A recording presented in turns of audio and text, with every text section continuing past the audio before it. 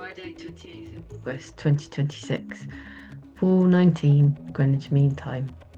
Discerning effort brings grace. This full moon is another eclipse. This time, however, it is a lunar eclipse on the north node, rather than the solar eclipse on the south node. So whilst the themes of the last eclipse were about opening up a new 6-month chapter in an 18 months to 2-year book, in letting go of a part of our solar egocentric selves, this present eclipse is about opening up to new versions of our emotional selves that will likely centre around themes of boundaries and what can happen in the absence of them, for better and worse. For me, this last eclipse on the 12th of August, the solar eclipse, took place in the 6th house of health, work, service, animals and attention to detail. The day after the eclipse, a natural fast kicked in, as I got sick at work from eating something a co-worker maybe left out of the fridge. An absent south node of attention to detail in Virgo digestion area of life. Both of us needed to hone our discernment. However, it's all perfectly divine timing, isn't it? And induce an actual and symbolic letting go of an old self. Fasting really brings health benefits, as well as strengthen our energy field to improve our overall way of being in the world. It's easy to let go of toxins and toxic egotistical behaviours during a fast. We don't have the energy or capacity for them anymore. Just as we physically detox, we mentally and emotionally and spiritually detox. As I tried to carry out my normal routine with the heightened sensitivity that a fast brings, I had the clear physical and spiritual understanding that if we are just into pleasure and enjoyment and self-service, we will become a sick person, an unsafe to others person. And if there are 8.3 billion people on this earth solely serving ourselves, we will not last long in this state of sickness. It works for a time, but we burn out one way or another, as well as during our existence make messes all over the place for ourselves and others to have to face the consequences of at some point. We have to authentically not come from a place of self-service. What the world has now is a pretense that we want to look after each other, but largely this is just a facade to get our own needs met. We also don't tend to understand that we serve ourselves when we serve others. What this world needs is more of a genuine desire to serve each other, rather than just looking out for ourselves, hidden by a thin veil of care and concern for others in order to get our own needs met. In my estimation, we really have a bedrock of using and abusing each other for short-term lust and temporary pleasure. And that energy is very ugly when you're more sensitive, whilst the energy of someone who is not out for themselves feels safer and, in contrast, very beautiful and lovely to be around. We all live in these energetic bubbles of our own making, and the more safe, beautiful energy bubbles this planet holds, the better it will be for us all. There'll be no golden era, age of Aquarius, ascension or Satya Yuga until we have a much higher percentage of discerning selflessness in ourselves and on this planet. I see this time as an age in which the selfishness reaches levels that have become so extreme, normalised, sick and self-destructive that the only way to survive is a widespread sickness inducing a metaphorical fast. In India, there is a concept called tapas, in which hardships force us to change and look out for each other much better and more authentically. Great rewards and the golden age or collective ascension, so often talked about but not seen, comes from this. It's like an energetic science. Anyway, that was my solar eclipse in the 6th house of physical healing. What house did it take place in for you? This next eclipse is a lunar eclipse on the north node in Pisces. The archetype is spiritual healing. Firstly, it is much more watery, and we all know that we have been in need of some water. Poor Mars has been the only planet in water and is like the fireman standing there, frustrated and impatient and bubbling up with emotions, holding a hose to bring some water to our fire and air of this time. But now we have a period of healing waters and practical earth.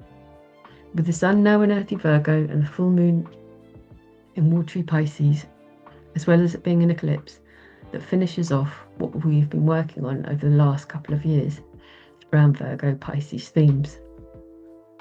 A new 6-month chapter begins at this lunar eclipse, in which we move into a future of greater spiritual healing of ourselves. We have been working on this for the last 18 months to 2 years, and this brings in the final chapter on this theme of the victim-martyr axis in its lowest form. We're learning to be more discerning about what we are selfless to. But in this time, if we are to really ascend to higher vibrations and states of being, we must learn who to be selfless to and who is just using and abusing us for their own ends. The energy of this type of selflessness and lack of discernment doesn't create a better world. It's another hijack and inversion of the higher consciousness version of Virgo and Pisces, in which we have honed our attention to detail, discernment and service to others, alongside our connection to a higher power of the universe. Understanding we are instruments for the harmony of all beings. Understanding we are co-creators alongside the universe. Understanding we are the universe and it flows through us, and our creations are the creations of the universe, working through us. We are also each unique and ever expanding the consciousness of the universe as it explores itself through us, as us in the 3D realms. But all of us will be happier if we have a connection to Source, and it is really an awe-inspiring experience to develop this awareness. Also, understand we each must do it in our own way. We are egos and must be to remain here, so we do need to tend to ourselves. But do we need as much as we think we need to be happy? Do we need to be so focused on getting so many of our own needs met at the expense of others? We aren't really getting anyone's needs met, including our own. That is a misguided notion that is rampant on Earth. We don't really need as much as we think we do. We have been conditioned to think how others see us is of the greatest importance. So if we fit in and have loads of status signaling stuff, we'll be happy. But none of us are happy for very long, even if we attain it. And we're unhappy when we don't have it. And not only that, in our current state of prevalent consciousness, very few have the glasses on of being happy for others when they have something that we don't. Jealousy and resentment is far more common. And having a shit ton of people projecting their negative, jealous emotions and calculating how to steal it from us or just ruin it for us in a vague, unconscious attempt to make themselves feel better by witnessing our misfortune isn't exactly an ideal state either. We mustn't swing totally the other way. Think of the story of Siddhartha Gautama, or Buddha, who renounced his kingly riches and status to lead a life of extreme asceticism. That taught him that the attainment of the state of enlightenment lies in neither, but rather the middle way. Pisces includes within the archetype's lessons that in this attempt to lose ourselves, if we are not also adept at the Virgo archetype of proper understanding what to lose ourselves to, what to serve, we will still be contributing to a disharmonious and selfish world. In fact, me again, as a South Node in the 12th house, I have spent a lot of this life purifying the selfishness of the idealist, the dreamer, the substance-abusing escapist. I don't want to be anything, I just don't want to be here. The spiritual bypasser who says it's not really real, so why worry about it? And dealing with the past life traumas and samskaras of facilitating a life of your own abuse at the hands of others, just because I didn't stand up for myself and make the effort to forge and find a way out. We must empower ourselves. No hand of God will do that for us. The universe does not tell us what to do. Our effort brings grace. Without our efforts, Virgo, there can be no grace, Pisces. And of course, without grace, there would be no effort. We would not be here. This full moon eclipse is all about our improved embodiment of these themes of understanding the roles of both effort and grace. Our own power and potential, as well as the power and potential of the universe and how they work together.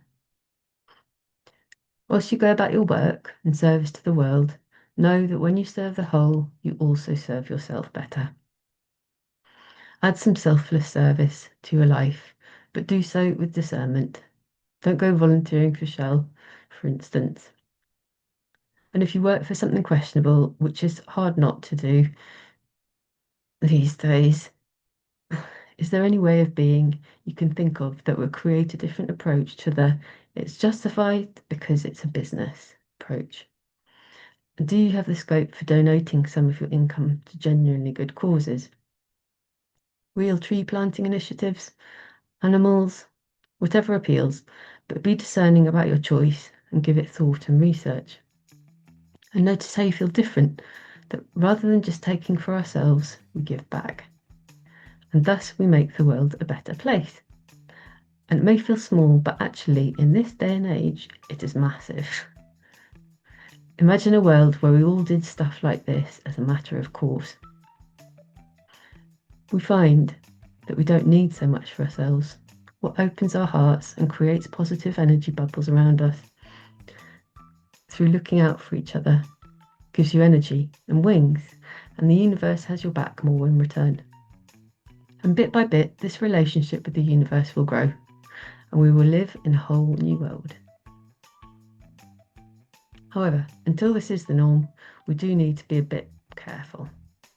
Really hone that discernment, as we currently live in a sort of minefield in which people will take advantage. So know when it is not your responsibility too. Or that if you give money to a heroin addict or an alcoholic, it would have likely helped them more if you hadn't. And sent them a prayer instead, that they get what they need to overcome the addiction. And all that is, if you have your own essential needs met first. You do have to put on your own oxygen mask before you can put it on your own child even. Because if you're a goner, who's going to look after them? But doing something for someone or thing other than ourselves, with no expectation of anything in return, brings greater rewards than is commonly recognised. It will possibly bring grace, peace and harmony to ourselves and our communities and the whole wide world. And maybe even the cosmos too. May all beings be happy and peaceful.